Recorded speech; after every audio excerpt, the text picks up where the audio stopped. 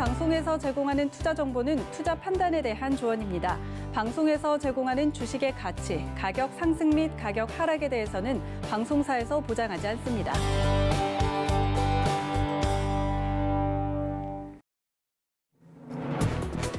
여러분 안녕하십니까? 출발 증시와이드 김선입니다.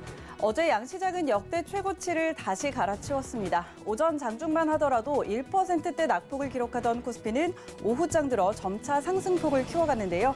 외국인과 개인의 동반 매도에도 기관의 매수에 힘입어 0.2%가량 상승 마감했습니다. 어제도 상대적으로 코스닥의 흐름이 더 좋았죠. 9거래일 연속 오름세 이어가고 있는데요. 950선에 안착하면서 마무리 지었습니다.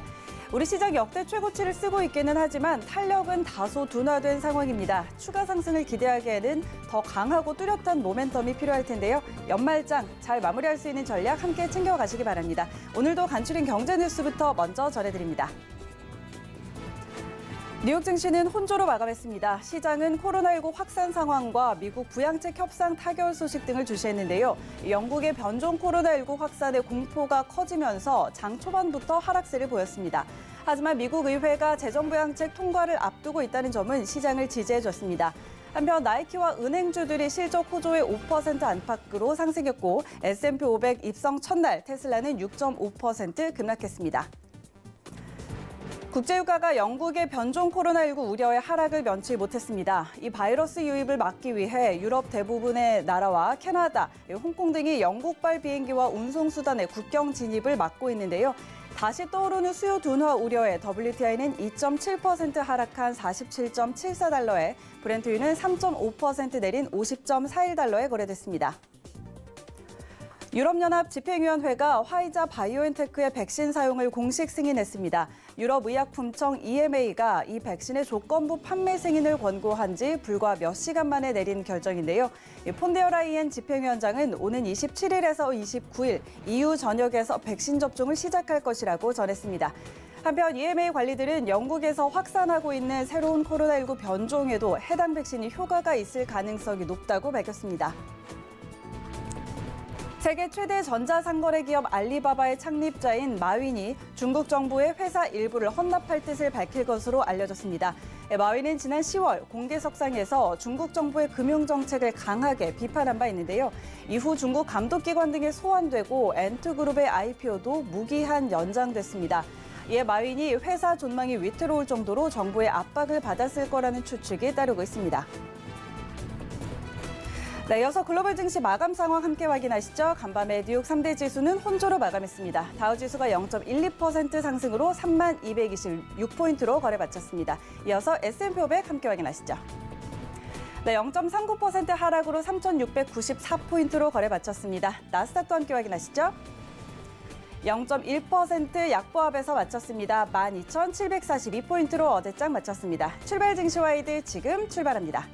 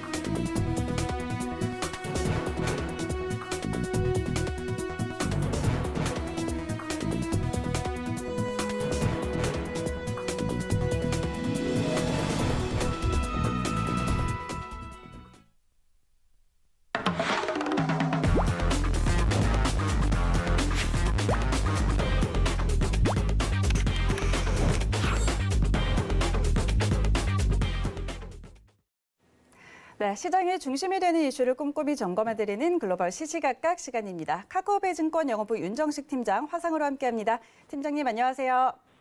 네, 안녕하세요. 네, 반갑습니다. 자, 오늘도 간밤에 뉴욕 증시 마감 상황부터 같이 짚어보도록 하겠습니다. 뉴욕 증시 3대 지수가 혼조로 마감을 했는데요. 일단 경기 부양책 합의에 대한 가능성은 높아지고 있고, 그런데 이 영국에서 변종 코로나19가 확산하면서 또 우려도 커지고 있는 상황입니다. 자세한 상황 짚어주시죠. 네, 이 뉴욕 증시에서 이 주요 지수는 미국 신규 부양책 합의에도 불구하고 이 코로나19 변종 확산에 대한 우려감으로 혼조세를 나타냈습니다. 이 전일 미국 시간으로 21일 뉴욕 증권거래소에서 다우존스 30 산업 평균 지수는 이 전장보다 0.12% 상승한 3216.45에 거래를 마쳤고요.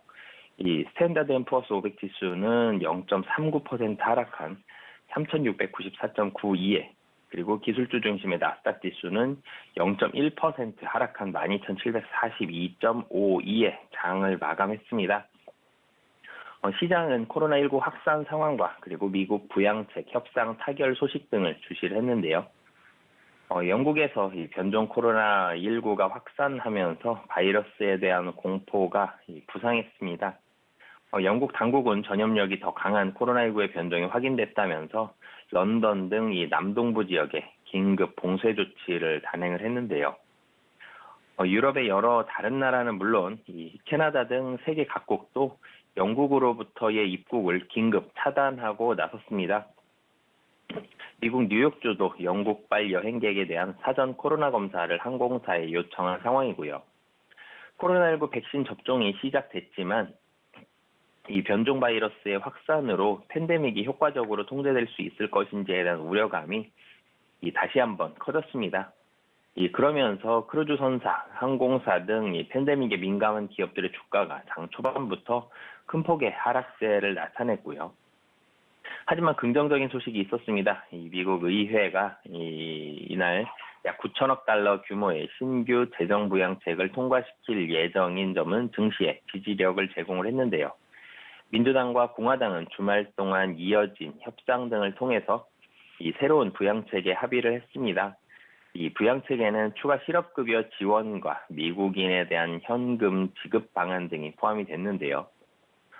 스티븐 무너신 재무장관은 다음 주에 곧바로 미국인에 대한 부양 현금이 지급될 수 있다라고 밝혔습니다. 하지만 연내 부양책 타결이 이미 상당 부분 가격에 반영됐던 만큼 이 변종 코로나 확산 등에 대한 시장의 불안을 완전히 잠재우지는 못한 상황이었는데요. 이 코로나19 백신 관련 긍정적인 소식도 이어졌습니다. 이 유럽연합은 이 화이자 그리고 바이오엔테크의 백신의 긴급 사용을 승인을 했는데요. 유럽의약품청은 이 백신이 변종 코로나19에 효과가 없을 것으로 판단할 근거는 없다고도 했습니다.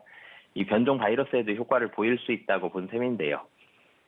미국 정부의 코로나19 백신 개발 프로그램 최고 책임자인 이 몬세프 슬라위 박사도 승인된 백신들이 이 변종 코로나의 효과가 없을 가능성은 매우 낮다고 밝혔습니다. 그러면서 그는 지금까지 백신에 내성을 지닌 단 하나의 변종도 있었다고 생각하지는 않는다라면서 그럴 가능성을 배제할 수는 없지만 지금으로선 존재하지 않는다고 말했습니다. 또 미국에서는 이 모더나 백신 접종도 시작이 됐습니다.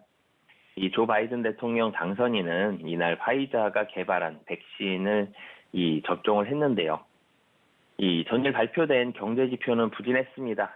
시카고 연방준비은행은 지난 11월 전미 활동 지수가 0.27로 전월에 1.01에서 하락했다라고 발표를 했고요. 지난 4월 이후 가장 낮은 수준입니다. 뉴욕 증시 전문가들은 연말 시장이 다소 불안할 수 있다고 진단을 했습니다. 사람들이 도전적인 2021년의 시작을 대비하고 있다라면서 조용한 연말 휴일 거래 속에서 증시가 다소 이 되돌림을 할 가능성이 있다라는 이런 불안함들, 이런 부분들을 시장에서는 얘기를 했고요. 이 빅스 지수 같은 경우는 전일 시장이 혼조세를 보였기 때문에 좀 상승은 예상을 했지만 상승폭은 상당히 좀 컸습니다. 16.64% 급등한 25.16을 기록을 했고요. 종목별로 조금 더 이 말씀을 드리겠습니다. 이 지난 금요일 이 미국의 선물 옵션 만기일 당시에 이 테슬라의 S&P 500 지수 편입을 위한 거래가 활발했었는데요. 실제로 이 5천만 주 내외의 거래가 있었던 테슬라가 그 당시에는 2억 2천만 주 거래를 보이면서 장중 한때 4% 넘게 하락하기도 했지만 장 마감 직전 대규모 매수세에 힘입어서 6% 가까이 급등하는 모습을 보여줬습니다. 그 종목별로 테슬라 조금 더 사실 말씀을 드리면요. 전일 사실은 종가 기준으로 본다라면은 이 테슬라가 6.5% 하락한 $650 수준에서 거래를 마쳤습니다. 전체적으로 시장이 이 차익 실현에 대한 욕구들이 좀 많았었기 때문에 그 핑계를 찾고 있는 상황에서 이 신종 코로나 바이러스의 이 영국에서의 변종 출현 이런 부분들이 우려가 된다라는 부분들을 사실 이유로 해서 이 좀 하락을 했다라고 보시면 되겠습니다. 좀 전에 말씀드렸던 대로 테슬라는 지난 18일에는 장 마감과 동시에 쏟아진 매수 주문으로 6% 급등해서 사상 최고가를 찍었었는데요. 이 테슬라 같은 경우는 S&P 500 지수에 이 전일 미국 증시에서 처음으로 공식적으로 편입을 했습니다. 이 올해 들어서 730%나 테슬라 상승을 했고요. 이 S&P 500 지수 내에서는 6번째로 덩치가 큰 이 기업입니다. 테슬라의 시가총액이 거의 580조 정도에 육박하는데요. S&P 500 지수 내 비중은 1.69%로 이 5번째 정도 규모가 됩니다. 이 테슬라보다 큰 회사는 애플, 그리고 마이크로소프트, 아마존, 페이스북 정도인데요. 이 테슬라는 올 들어서 좀 전에 말씀드렸던 대로 올 들어서만 주가가 730% 이상 상승을 했고요. S&P 500 편입 전인 이 지난 18일에는 하루에 주가가 6% 가까이 상승하면서 거의 장중 최고치인 $700 수준에 육박하면서 장을 마감을 했습니다. 하지만 편입 이후의 분위기에 대해서는 전문가들 의견이 좀 분분했었는데요.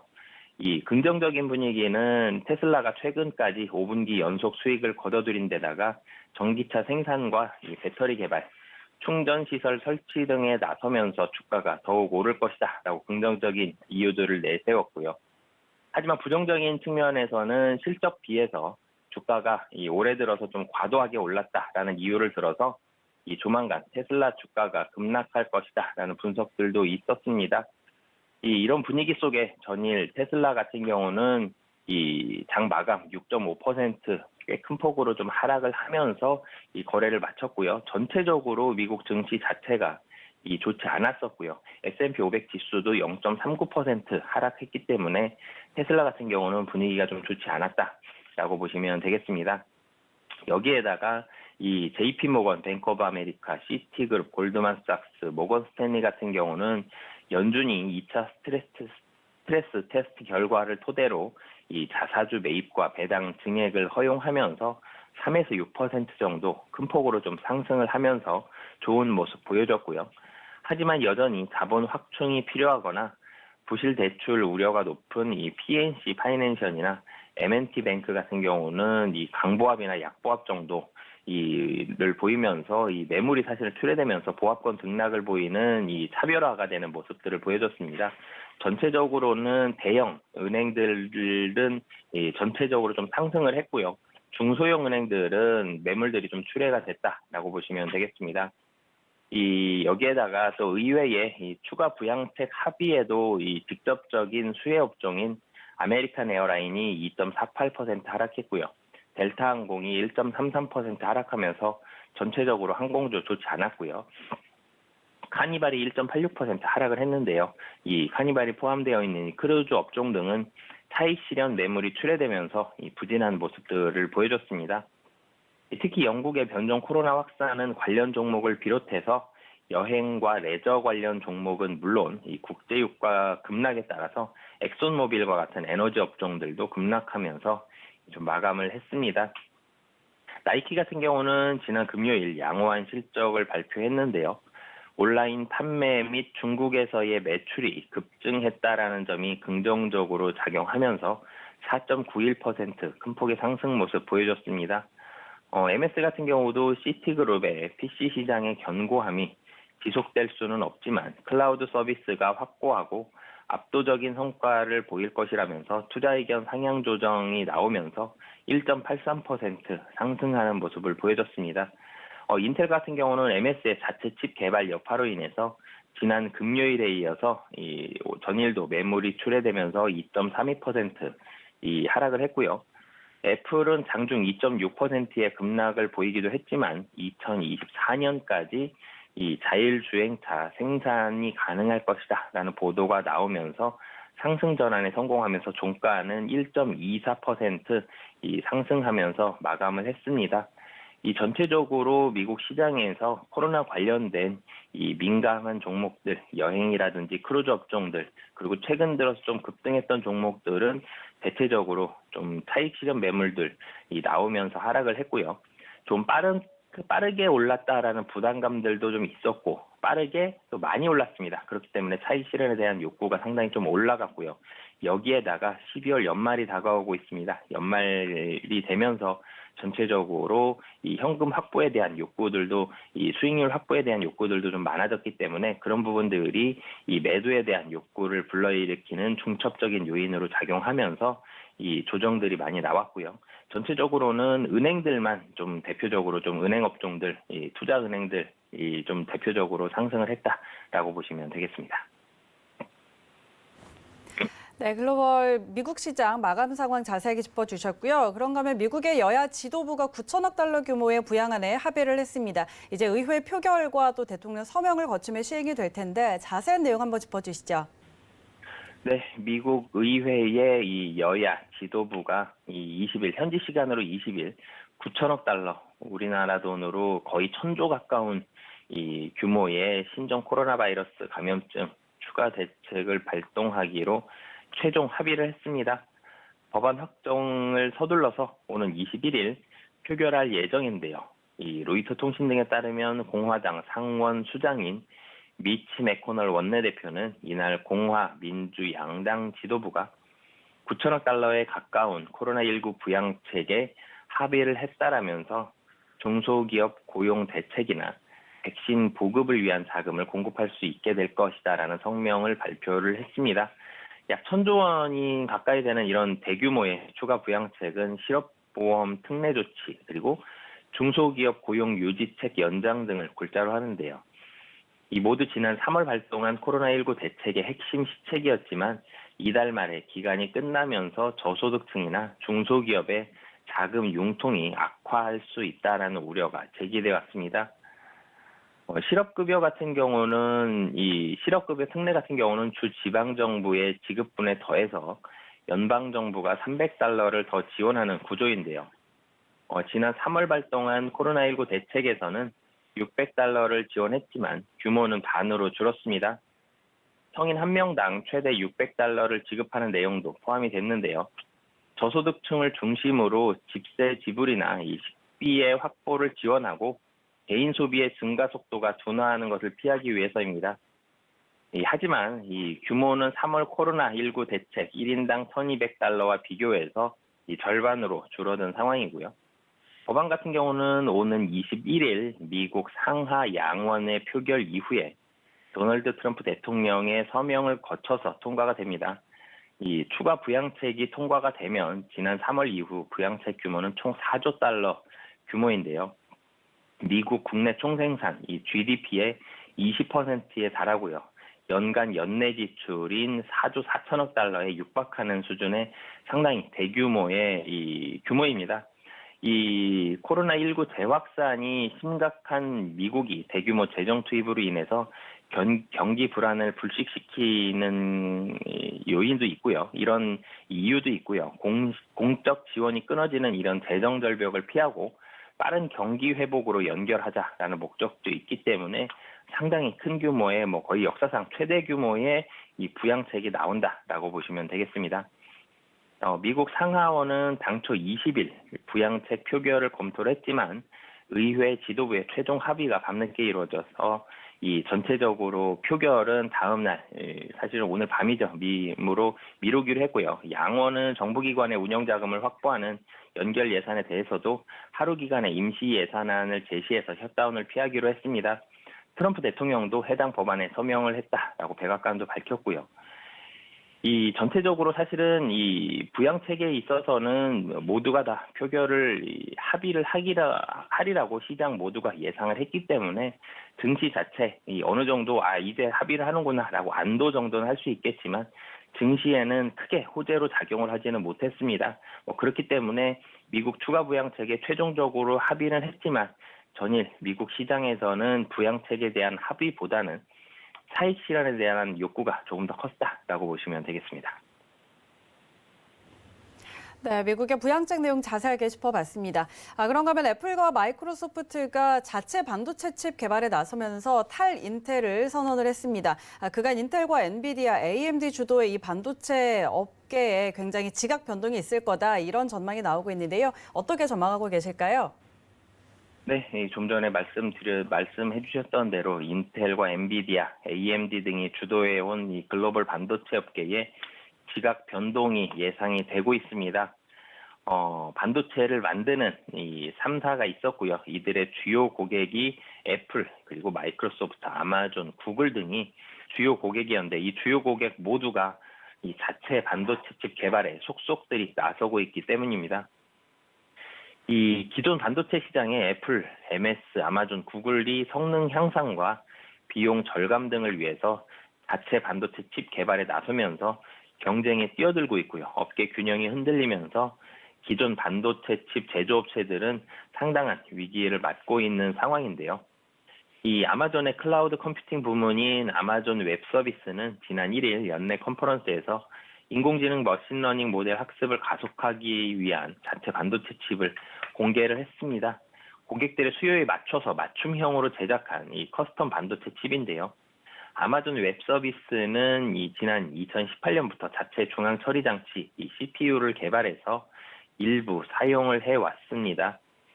인텔의 기성품보다 클라우드 서비스에 맞게 자체 개발한 제품의 성능이 더 낮다는 판단에서인데요. 클라우드 컴퓨팅 부문에서 이 아마존을 맹추격하고 있는 MS는 지난 18일 인텔의 CPU를 대체할 자체 반도체를 개발하겠다고 발표를 했습니다. 지난 10월 퀄컴과 함께 개발한 ARM 기반 프로세서 마이크로소프트 SQ2를 공개한 데 이어서 자사 데이터 센터용 CPU까지 자체 개발하겠다는 건데요. 이를 통해 인텔의 의존도를 낮추고 클라우드 경쟁력을 강화한다는 게 이 MS의 계획입니다. 여기에다가 이 구글 역시 지난 2016년부터 자체 AI 반도체 칩 개발을 이어오고 있고요. 앞서서 애플은 맥북 등 PC 제품에 들어가는 칩을 직접 설계한 칩으로 바꾸겠다면서 올해 처음으로 M1 프로세서를 선보였습니다. 페이스북 역시 자체 칩 개발을 모색하고 있는 것으로 알려졌는데요. 이처럼 거대 IT 기업들이 기존 반도체 칩 제조업체들에 더 이상 의존하지 않으려고 하는 이유는 인텔 등의 CPU 기술이 PC 전용으로 개발이 되면서 사실 PC 전용일 때는 전력 소모량이 크게 중요하진 않았습니다. 그 당시에는 전력 소모량보다는 발열량이 조금 더 중요한 그런 상황인데요. 이 당시에 PC 전용으로 개발됐던 인텔 등의 CPU 기술은 전력 소모량과 열 발생량이 상당히 좀 크기 때문에 이 작은 배터리에 의존하는 스마트폰이라든지 AI 기기 등에는 적합하지 않은 상황입니다. 여기에다가 또 아울러 5G가 보급되기 시작하고 이 코로나19 팬데믹에 따른 비대면 서비스 확산으로 인해서 데이터 사용량이 상당히 급증하면서 데이터 센터 및 클라우드 기업들은 전기를 많이 쓰는 인텔 칩 대신 비슷한 성능의 전기를 덜 쓰는 자체 CPU 개발에 눈을 돌리기 시작했다라는 이 진단인데요. 이 월스트리트 저널 같은 경우는 이 원격 작업이 주를 이룬 코로나19 팬데믹 기간 동안 클라우드 부문의 급부상이 가속화했고 이 덕분에 아마존, MS, 구글 등은 강력한 성장을 이뤘다라고 설명을 했습니다. 뿐만 아니라 애플과 MS 그리고 아마존 등이 엔비디아나 인텔을 능가할 정도로 이 기업 규모가 상당히 좀 커진 점도 이 자체 CPU 개발에 착수하게 된 주요 원인 중에 하나인데요. 현재 시가총액을 좀 살펴본다라면은 미국에서 가장 큰 반도체 칩 제조업체인 엔비디아는 3,300억 달러, 인텔은 2,700억 달러 수준입니다. 하지만 클라우드 거물인 아마존과 MS, 구글, 알파벳 등은 시총이 1조 달러에 달하는데요. 엔비디아가 인텔을 합쳐도 이보다 시총이 작은 상황입니다. 1990년대 인텔 같은 경우는 모든 고객사보다 훨씬 큰 규모의 이 회사였습니다. 그렇기 때문에 다른 회사들은 인텔이 만드는 이런 반도체 쪽에는 사실은 엄두도 내기가 힘든 상황이었는데요. 하지만 이젠 고객사들이 공급업체보다 규모가 훨씬 더 커졌습니다. 몇 배나 더 커졌기 때문에 이 자체 CPU 개발을 위한 더 많은 자본과 전문성을 확보할 수 있는 재정적인 뒷받침이 결정적으로 된다라고 보시면 되겠는데요. 그렇기 때문에 이 자체적으로 개발에 나서기 훨씬 수월해졌다라고 보시면 되겠습니다. 애플과 MS라는 두 공룡 기업이 이 탈인텔을 선언하고 다른 IT 기업들도 자체 반도체 칩 개발에 나서면서 관련 업계에도 상당히 큰 파장을 불러일으키고 있습니다. 월스트리트 저널 같은 경우는 인텔뿐만 아니라 엔비디아도 이 IT 공룡 기업들 수요 이탈로 위기를 맞고 있다라면서 클라우드 서비스 기업 간 커스텀 반도체 칩 개발 경쟁도 한층 치열해질 전망이고요. 이는 기존 반도체 칩 제조업체들에게는 큰 도전 과제가 되고 있습니다. 특히 인텔이 좀 타격이 큰데요. 최대 고객사인 MS와 애플을 잃으면서 업계에서 위상이 흔들리고 있고요. 뿐만 아니라 내년부터 수조 원의 매출 손실이 예상이 되고 있습니다. 최근 인텔은 낸드 사업부를 SK 하이닉스에 매각을 했고요. 전원관리 반도체 사업부 엔피리온도 조만간 대만 미디어텍에 팔 계획입니다. 이런 소식들이 전해지면서 최근 인텔의 주가 상당히 좀 좋지 않은데요. 전체적으로는 미국 시장에서 이 탈인텔이 가속화되고 있다라고 보시면 되겠습니다. 네, 반도체 업계 전망까지 함께 짚어봤습니다. 지금까지 카카오페이 증권 영업부 윤정식 팀장과 함께했습니다. 팀장님 고맙습니다. 네, 감사합니다.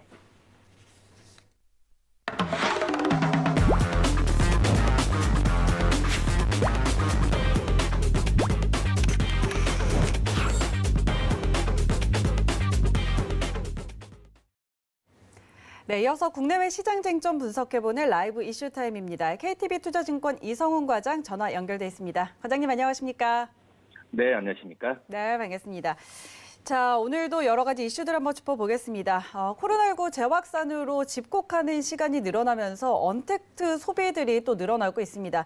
그러면서 홈쇼핑 업계에 대한 관심 높아지고 있는데요. 자, 앞으로 계속해서 또 성장성을 볼 수 있을지 투자 전망 어떻게 보실까요? 네, 우선 홈쇼핑 업체들, 코로나19 사태 초기부터 주요 수혜 업종으로 분류돼 왔던 업종이고요.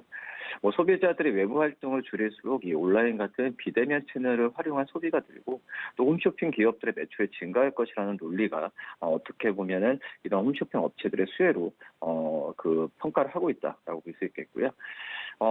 예상대로 좀 맞았습니다. 3분기까지 봤을 때도 현대홈쇼핑과 GS홈쇼핑의 누적 영업이익은 작년 같은 기간보다 11.4%, 21.6% 증가했고요. 핵심 지표라고 할 수 있겠죠. 홈쇼핑 업체들의 핵심 지표인 치프 매크인가 판매 제품 가격 총합이 10%다 증가를 기록한 것이 본다고 하더라도 이런 3분기 실적이 어떤 3분기 실적에 대한 부분이 그냥 나온 게 아니지 않나 이렇게 판단이 되고 있습니다. 우선 지난주 같은 경우에도 국내 유통주들이 사회적 거리두기 3단계 격상 여부에 효과를 세웠는데 우선 이번 주도 약간의 1,000명 이하로 떨어지긴 했지만 지금 현재는 3차 확산으로 거리두기가 강화될 가능성이 크기 때문에 이 유통업체들 중에서 어떤 비대면 효과가 충분히 발휘될 수 있는 이 홈쇼핑 업체들 같은 경우가 주가에 대한 상승률이 더 일어날 가능성이 있지 않을까 판단되고요. 이 홈쇼핑 업체들의 4분기의 영업이익 같은 경우에 본다고 하더라도 이 현대홈쇼핑이 430억, 작년 대비해서 43% 늘어난 수치라고 볼 수 있겠고, 이 GS홈쇼핑 같은 경우도 400억으로 작년 대비 35% 늘어날 가능성이 크다라고 판단되고 있습니다. 우선 GS와 이 롯데 홈쇼핑의 취급고는 작년 대비 9% 이상 올라간 수준인데 이 여행 상품 비중 축소를 감안하면은 실질적인 유형 상품 취급고 성장률은 10%를 넘는다라고 좀 볼 수 있겠고요. 이 현대 홈쇼핑 같은 경우에는 이 취급고 성장률은 작년에 높은 베이스로 작년 대비해서 5% 수준의 성장은 그칠 것으로 보이고 있긴 하지만 유형 상품 취급고 성장률은 전체 성장률보다 2% 이상 더 높은 부분으로 좀 평가되고 있습니다. 우선 지금 한마디로 고마진 유형 상품에 대한 매출 비중이 상승하면 이 영업 레버리지 효과는 더 클 것으로 좀 보여지고 있고요. 홈쇼핑 업체들이 많이 올랐기 때문에 밸류에이션 부담이 있지 않냐라는 평가가 있긴 하지만 지금 현재 유통업체 평균이 21.45배로 본다고 한다면 이 지금 그 GS 홈쇼핑과 현대 홈쇼핑이 7.2배, 6.2배인 수준을 본다고 한다면 이 현대 홈쇼핑 업체들의 밸류는 충분히 저평가 구간에 있지 않나 판단되고 있고요. 또 홈쇼핑 기업들 같은 경우에는 그 전에는 어떤 편의점 산업의 부상, 또 쿠팡 같은 이 온라인 유통업체의 급성장이 나와주면서 이 경쟁 심화로 성장의 한계 봉착했다는 지적 받아왔지만 지금 현재 봤을 때도 이 어떤 홈쇼핑 업체들한테는 지금은 목표 주가로 본다고 그 증권사들이 내는 목표 주가의 그 괴리율이 많이 벌어지고 있는 상태이기 때문에 제가 봤을 때는 추가적인 상승 여력이 지금도 매수 구간이지 않을까 이렇게 좀 평가되고 있습니다. 네, 홈쇼핑 관련주들 현재도 매수 유효하겠다라는 의견 전해주셨고요. 그런가 하면 흔히 연말에는 배당주 쪽에 좀 관심이 쏠리죠. 그러면서 대표적으로 은행주들 매기가 쏠리는데 올해 상황은 조금 다른 것 같습니다. 대출 규제와 배당 축소 권유 등에 따라서 은행주들 영 힘을 못 쓰고 있는데 관련해서 전망 어떻게 보실까요? 네, 우선 지난주에 은행주들이 3% 정도 하락했습니다. 코스피 대비해서 코스피가 3.1% 정도 하락한 걸 대비한다면 우선 예년과 좀 틀리게 12월 같은 경우는 배당 기대감으로 은행주가 강세를 보였는데 예년의 현상이 지금 전혀 나타나지 않고 있는 현재 상황이고요. 우선 이 12월 초에 불거진 배당 규제 논란에다가 최근에 밀배 확진자가 1000명 가까이 되면서 이 코로나 확산세에 대한 이 정치권에 대한 어떤 정책이 좀 많이 펼쳐지고 있습니다. 특히 이제 소상공인, 자영업자를 위한 은행 대출금리 인하와 이자 면제 요구 등을 언급하고 있어서 이 규제 리스크가 다시 불거지고 있는 현재 상황이라고 볼 수 있겠고요. 우선 지난주에 은행주를 외국인들이 1,210억, 국내 기관들은 1,350억 순매도하면서 수급 여건이 지금 악화되고 있는 상황이다라고 좀 볼 수 있겠습니다. 우선 최근에 감독 당국 스탠스를 감안하면은 또 은행들의 어떤 올해 배당 가정을 변경하고 올해 은행 평균 배당 성향이 약 26.5%일 것으로 지금 추정을 하고 있는데요. 그러기 때문에 어떤 여러 가지 배당 축소나 어떤 은행에 대한 대출 규제에 대한 부분에 있어서 이 은행 업체들에 대한 좀 투자 심리가 좀 좋지는 않고 있다라고 좀 판단되고 있습니다. 이 은행주들 어떤 투자 심리가 한마디로 당장에 반전될 여지가 높지 않다는 판단을 좀 많이 갖고 있는 상태인데요. 이 정치권의 요구들도 현실화 측면에서는 실제 실현 가능성은 높지 않다고 판단되지만 이 코로나 사태가 장기화될수록 이러한 요구들이 지속될 수 있다는 점은 어떤 센티멘트상 봤을 때도 부담으로 작용할 수밖에 없는 상황이지 않을까 좀 판단되고 있고요. 결국 금리와 경기 기대감이 악재 요인들을 충분히 상쇄할 수 있을 정도로 이 투자 심리를 바꿀 수 있을 만한 모멘텀이 좀 부족한 게 사실이다라고 좀 판단되고 있습니다. 하지만 이제 은행 업종들 같은 경우에는 이 중장기 관점에서는 가격 매력도 높고요. 시장 모멘텀을 겸비하고 있기 때문에 은행주에 대한 긍정적인 시각은 꾸준히 유지하는 게 낫지 않을까 이렇게 보입니다. 네, 그런가 하면 올해 주식형 펀드에서만 17조 원이 넘는 자금이 이탈했다고 합니다. 이 증시가 강세를 보이면서 이 차익 실현에 나선 투자자들이 대거 환매를 한 건데요. 자세한 상황 짚어주시죠. 네, 올해 국내 주식형 펀드에만 17조 원이 넘는 자금이 이탈했는데요. 지난 11월부터 국내 증시가 강세를 보이면서 이 차익 실현을 하려는 투자자들이 대거 환매에 나섰습니다.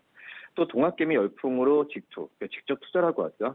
이 직접 투자하려는 투자자들이 급증하면서 상대적으로 국내 주식형 펀드에 대한 투자가 줄었던 부분은 좀 크지 않나 이렇게 보입니다. 우선 이번 달 18일 기준으로 국내 주식형 펀드 설정액은 38조 9,035억이고요. 액티브 주식형 펀드에서도 5조 4,471억, 인덱스 주식 펀드에서는 이 11조 9,881억 원의 자금이 빠져나간 부분이라고 좀 볼 수 있겠습니다.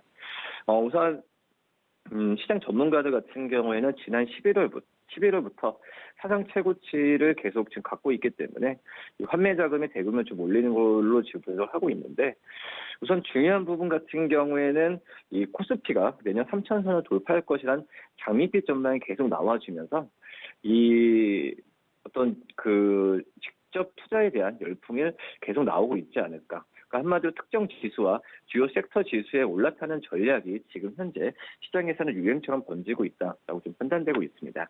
이 부분을 반증하는 부분이 바로 MMF인데요. 아무튼 MMF는 이제 증시 대기 자금으로 여겨지는데, 이 MMF에만 올해 들어서 50조 원의 자금이 넘게 쏠렸습니다. 연초 이후에 또 MMF에 새롭게 설정된 자금은 51조 6,219억에 달하는데요. 이 코로나19로 이제 투자가 어떤 지연되거나 투자처를 찾지 못한 자금, 또 그리고 이 투자 대기 자금 등이 MMF로 대거 좀 유입되는 현상이 지금 계속 나오지 않을까 판단되면서, 그렇기 때문에 주식형 펀드나 이런 부분에 있어서는 약간의 좀 환매 이탈 부분 같은 경우가 계속 나올 가능성이, 이런 코스피 시장에 대한 긍정적인 전망이 나올수록 좀 심화되지 않을까 이렇게 보입니다. 네, 그리고 올해 코스피 200 기업들의 배당 성향이 30%를 웃돌 거라는 전망이 나오고 있습니다. 삼성전자 특별 배당을 필두로 해서 다수의 기업들이 배당 확대 계획을 밝히고 있는데, 그간 다른 시장들에 비해서 배당 성향이 낮았던 우리 시장, 이 배당 확대 배경에는 뭐가 있을까요? 네, 우선 지금 그동안 어떤 국내 기업들의 배당 정책이 되게 굉장히 소극적이었죠. 그렇기 때문에 낮은 주주 환원율을 봤을 때도 이 글로벌 시장에서 우리나라의 밸류에이션에 대한 어떤 악재로 작용했던 게 맞다라고 볼 수 있겠는데, 이 코스피 지수가 2,700을 넘어서면서 이 사상 최고 수준으로 상승했음에도 이 글로벌 증시 대비해서도 35% 낮은 수준입니다. 다른 신흥국 증시와 비교해도 12% 디스카운트 받고 있는 게 지금 우리나라라고 좀 볼 수 있겠고요. 실제로 이 우리나라 기업들의 배당 지급 규모는 해외와 비교하면 적은 수준이라고 볼 수 있겠는데요. MSCI 한국 지수를 기준으로 우리나라 배당 성향은 26%인데 전 세계적으로 평균적이 41%, 신흥국이 36%와 비교했을 때 가장 낮은 수준이라고 볼 수 있겠습니다. 20%에 머물던 국내 기업의 배당 성향이 30%를 넘어설 걸 예상되는 현재 시기에서 우리나라 증시에 대한 밸류에이션 할인폭을 줄이는 계기로 작용하지 않을까 이렇게 판단되고 있고요. 우리나라 기업의 배당 성향은 전 세계적으로 봤을 때 최하위 수준이지만 점진적으로 상승하고 있는 부분은 또 긍정적이다라고 좀 판단이 되고 있습니다.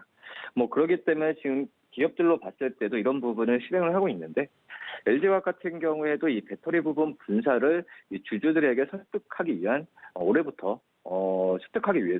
올해부터 3년간 주당 최소 10,000원을 배당한다라고 밝혔고요. 이 배당 상향도 30% 이상으로 올리기는 그런 부분이라고 볼 수 있겠습니다. 이 KTNG 같은 경우에도 주주가치 제고를 위해서 주당 배당금을 작년 4,400원에서 올해는 4,600원으로 200원 올리는 계획을 지금 검토 중이라고 좀 밝혔고요. 이 삼성물산 같은 경우는 올해 초에 배당 증가와 자사주 소각 같은 이 주주 친화 정책 강화를 좀 발표했는데, 이 주당 2,000원이었던 작년 배당이 관계사로부터 받은 배당의 60% 수준을 감안하면은 이 70%까지 재배당 금액을 확대할 계획이지 않나 이렇게 판단되고 있습니다.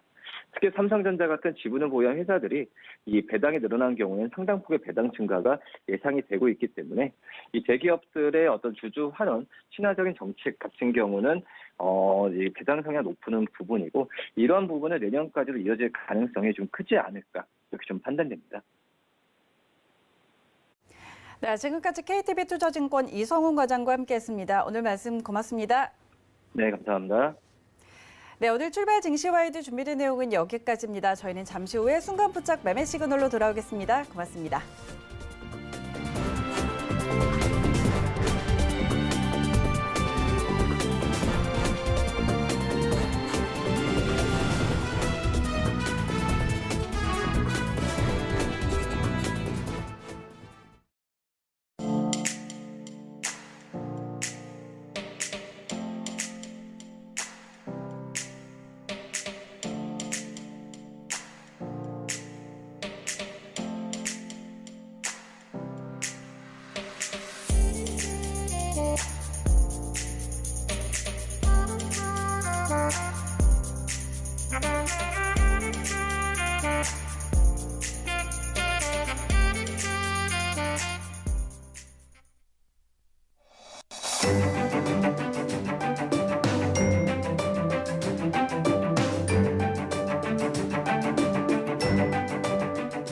안녕하세요. K웨더 라이프스타일 예보 김단비입니다. 현재 위성 영상 보시면 강원 영동을 제외한 중북부와 전남, 제주도는 대체로 흐린 모습이고요. 중북부 지방을 중심으로는 눈 또는 비가 오는 곳이 있는데요. 이 눈 또는 비는 새벽에서 아침까지 이어지다가 낮부터 차차 개겠습니다. 오늘 추위는 잠시 주춤하겠습니다. 아침 기온 서울 영하 3도, 강릉과 광주 0도, 대구와 대전은 영하 2도를 보이고 있고요. 낮 기온은 서울 6도, 대전 7도, 강릉과 대구 8도, 광주 10도로 평년과 비슷하겠습니다. 다만 이 추위가 물러나니 미세먼지가 말썽인데요. 오늘 전국의 미세먼지 농도 나쁨에서 한때 나쁨 단계를 보이며 공기가 탁하겠고요. 여기에 동해안을 중심으로는 건조특보가 내려진 가운데 그 밖의 지역으로도 대기가 건조하겠습니다. 탁하고 건조한 대기 속에 호흡기 관리 잘해주시기 바랍니다. 오늘은 중국 상해 부근에 위치한 고기압의 가장자리에 들며 중북부 지방을 중심으로는 새벽부터 아침 사이에 눈 또는 비가 내리다 차차 개겠고요.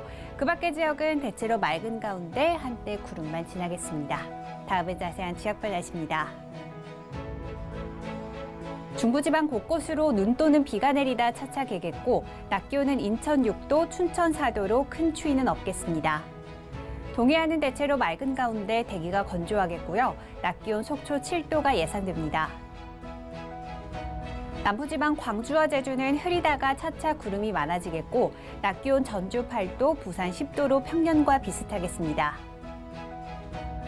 바다의 물결은 동해상으로 최고 2.5m까지 약간 높게 일어 주의하셔야겠습니다.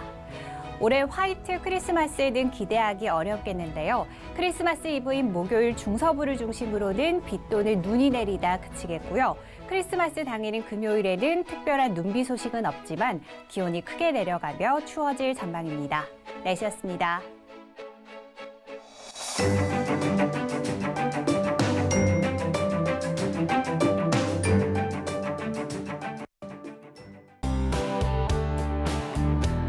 본 방송에서 제공하는 투자 정보는 투자 판단에 대한 조언입니다. 방송에서 제공하는 주식의 가치, 가격 상승 및 가격 하락에 대해서는 방송사에서 보장하지 않습니다.